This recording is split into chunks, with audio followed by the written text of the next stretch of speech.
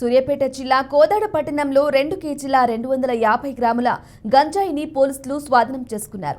ఒడిశాలోని పుష్పలంక నుండి గంజాయి తీసుకొచ్చి కోదాడలోని గోల్డెన్ సిటీ వెంచర్లో అమ్ముతూ ఉండగా పోలీసులు పట్టుకున్నారు. మొత్తం 9 మంది నిందితుల్లో 2 పరారు కాగా 7గురిని అరెస్టు చేసినట్లు పోలీసులు తెలిపారు. కోదాడ హుజూర్ నగర్లో గంజాయిని నిరోధించడానికి ప్రజల సహకారం అవసరమని, ఎలాంటి సమాచారం ఉన్నా వెంటనే చెప్పాలని కోదాడ డీఎస్పీ శ్రీధర్ రెడ్డి కోరారు.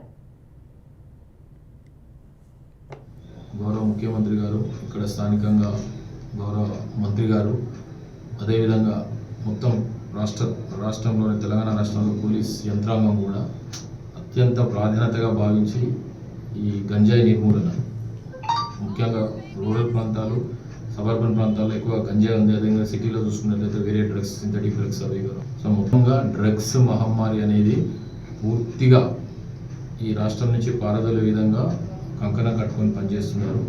సో ఈ సమయంలో ప్రజల యొక్క భాగస్వామ్యం కూడా ఎంతైనా అవసరము.